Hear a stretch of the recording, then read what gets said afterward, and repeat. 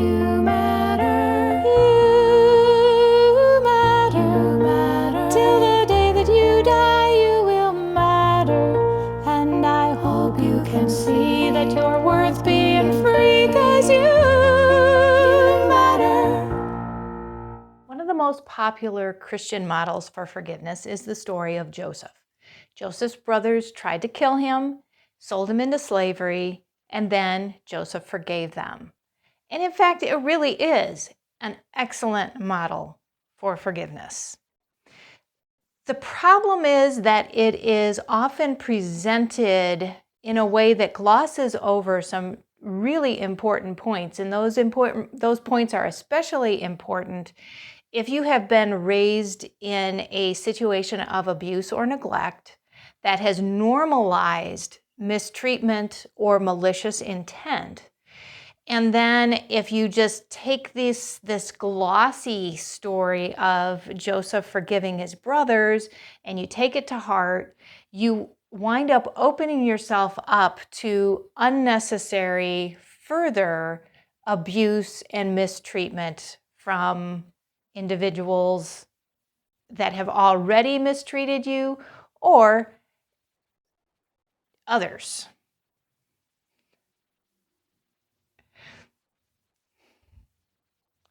So today I want to make 5 important points that are usually not mentioned when talking about Joseph, who forgave his brothers. My name is Carissa Schalk, and thank you for joining me for this Bible study.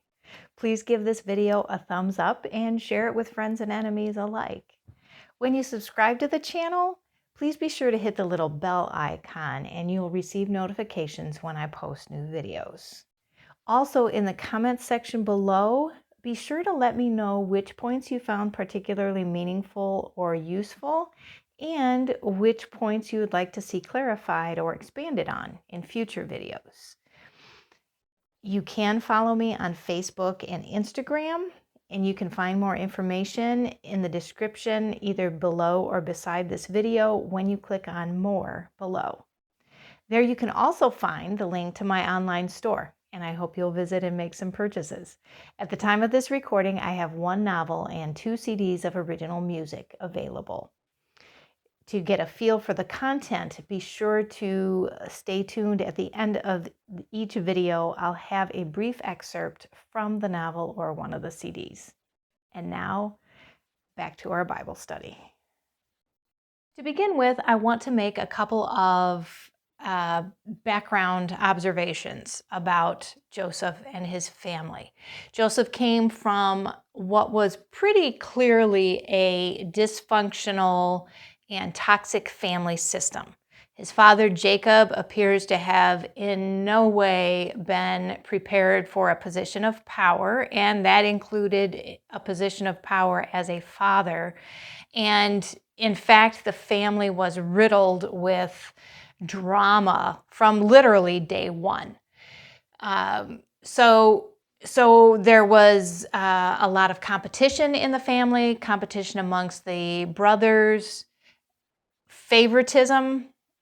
Jacob seemed to have blatantly favored Joseph, and since Joseph was not one of the older children, he was number 11 of 12 sons, there was a great deal of jealousy from his older brothers. Perfectly understandable. And Joseph himself, as a golden child, seems to have not been particularly prudent either, and didn't seem to have done anything to minimize the jealousy of his brothers. In fact, quite the opposite. And the result then was that his brothers took advantage of a perfect opportunity and sold him as a slave to Egypt. Now, that happened when Joseph was 17 years old. And for 13 years, he was either a slave or a prisoner in Egypt. Then when he was 30, he interpreted one of the Pharaoh's dreams, and the result was Pharaoh named him second in command of all of Egypt. So at this point, let's go for point number 1. that I want to make about the story of Joseph. Joseph was in power for probably 8 years. It was at least 7, no more than 9, probably 8 years, and never pursued his family of origin. He could have sent traders to find out about them. He could have sent servants to find out about them. It seems unlikely, even in that era, that it would have been impossible for Joseph to find out where his family was and how they were doing. And he made no attempt to do so. So from that, I draw one important point about situations where there has been obvious malicious intent toward you. And point number 1 is, don't seek this person or these persons out for relationship. Just don't. Let them go. During those 7 years, it's interesting to note that Joseph had 2 sons, and in those days they named their children based on events or feelings or situations, not just according to what name was popular. And Joseph's firstborn he named Manasseh, saying, "For God has caused me to forget all my trouble and all my father's house." Joseph literally let them go.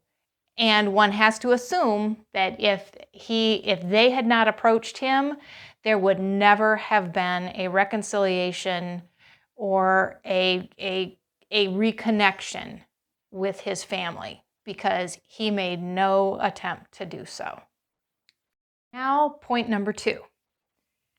When Joseph's brothers did come to him needing food, it says Joseph recognized his brothers, but he disguised himself from them and spoke to them harshly. Now, this does not really sound like our popular attitude towards forgiveness.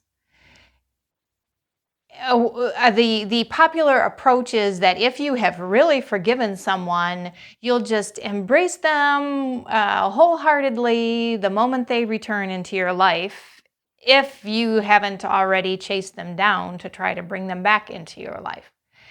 But Joseph recognized them, disguised himself from them, and spoke to them harshly. And from this, I would like to take my second lesson, if you will. When you have been subjected to obvious malicious intent, don't trust this person or these persons again. That does not have to be an 100% permanent thing. We'll see a little bit later in Joseph's story that he did bring his brothers back into his circle to some extent, eventually. But when they first came, he did not trust them. Understandably, he shouldn't have trusted them. But often when we accept the glossed over version of Joseph forgiving his brothers, we overlook things like, don't trust. You shouldn't trust.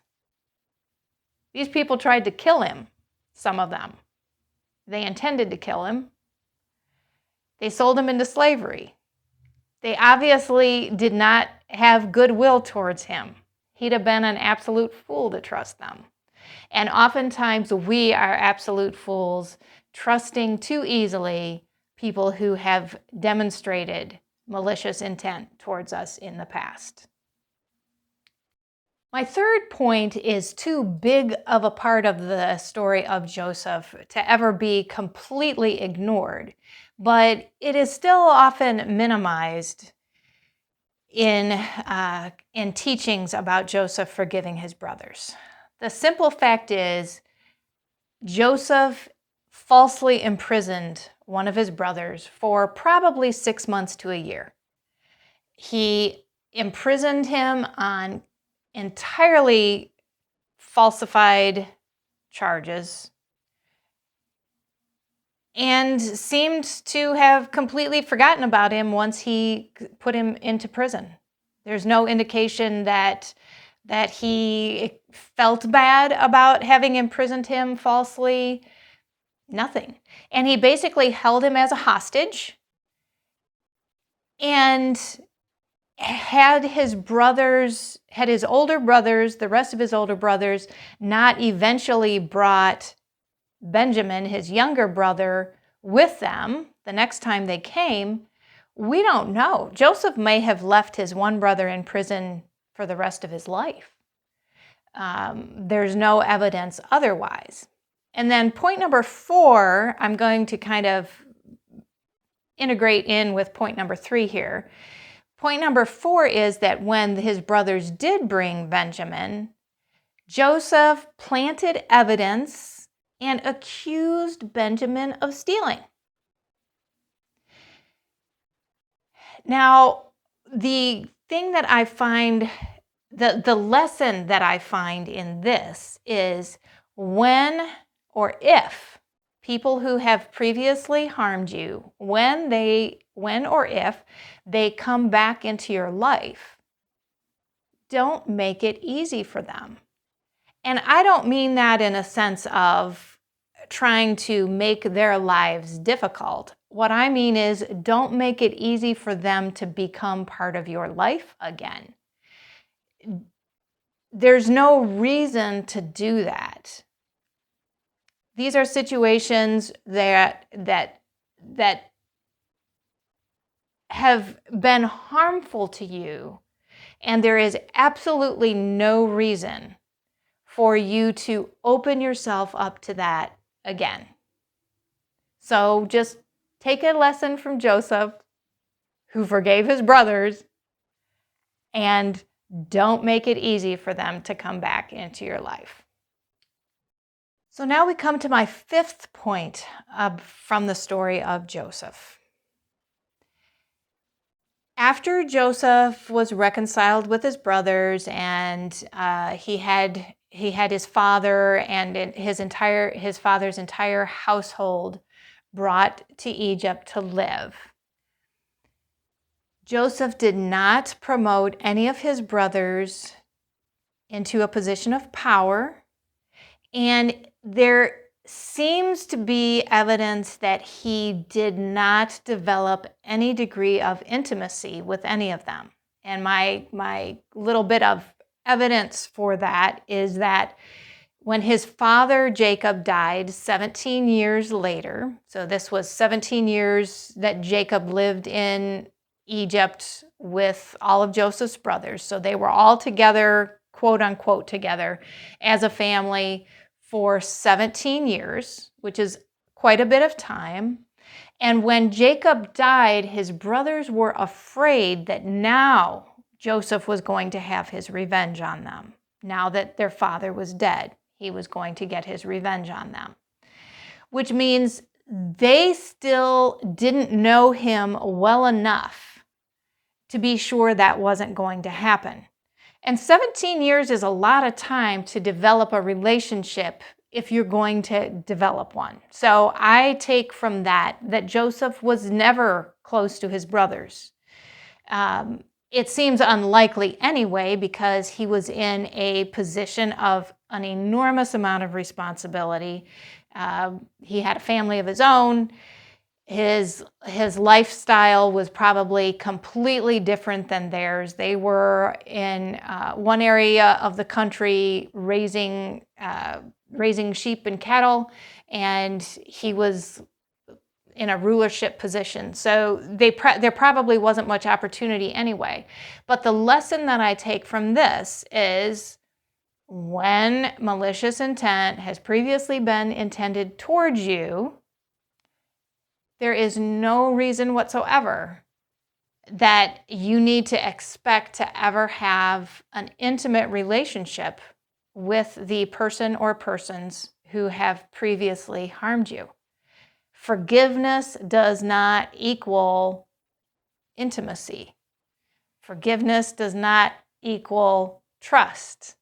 Forgiveness does not equal welcome with open arms. And I think that we do well to really truly take the story of Joseph forgiving his brothers as it really is, not as it is often presented. And if you would like to read the full story of Joseph and his life, which I highly recommend that you do, you can find it in Genesis, starting in chapter 37 and going forward to the end of the book of Genesis. So thank you for joining me for this little look at Joseph forgiving his brothers, and I hope that it helps relieve you from some of the feelings of pressure that you might experience when you hear about forgiving those who have harmed you. I hope to see you again soon, and until then, take good care of yourself. You are worth it. Feel the hatred, feel the anguish, feel them slicing through your bones.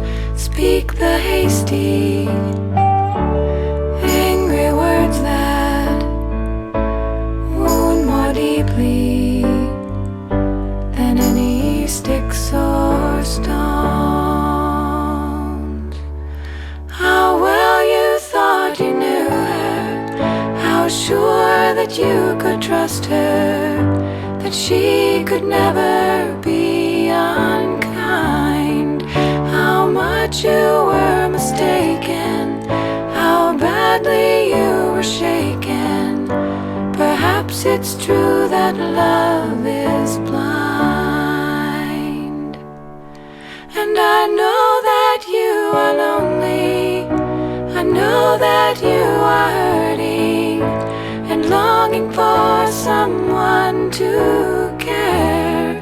There's only one true comfort, only one true healing, and His love for you is always there.